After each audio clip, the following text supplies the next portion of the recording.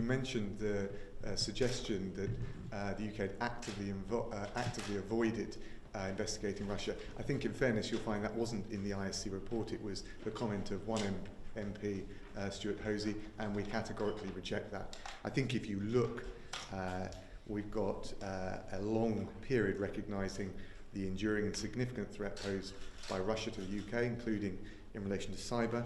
Russia is a top national security priority.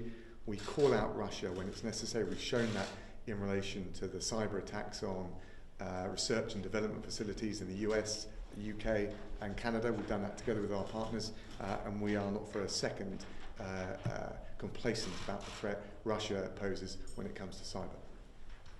Mike? Your question was about whether we would like the United Kingdom to do more to confront China. I don't think about it that way. We don't think about it that way. We think that the entire world needs to work together to ensure that every country, including China, behaves in the international system in ways that are appropriate and consistent with the international order. You can't go make claims for maritime regions that you have no lawful claim to. You can't threaten countries and bully them in the Himalayas.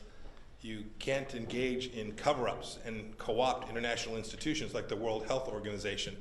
We want to see every nation who understands freedom and democracy and values that and knows that it's important to their own people, their own sovereign country, to be successful, to understand this threat that the Chinese Communist Party is posing to them, and to work both themselves and collectively to restore what is rightfully ours. We look at President Trump on trade. All he simply asked for was a fair and reciprocal trading relationship with China. We no longer wanted them to steal intellectual property, denying citizens of the United States who'd worked hard to create something, to invent something, to get a patent or a trademark, and then the Chinese Communist Party directed its state-owned enterprises to steal that property from Americans.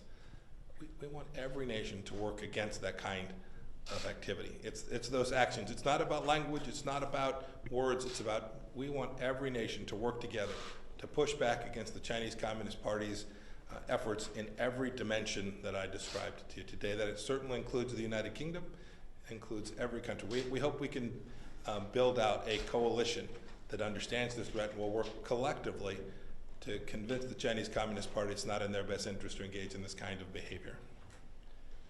John Hudson from the Washington Post. Where's John? Thanks very much. Mr. Secretary,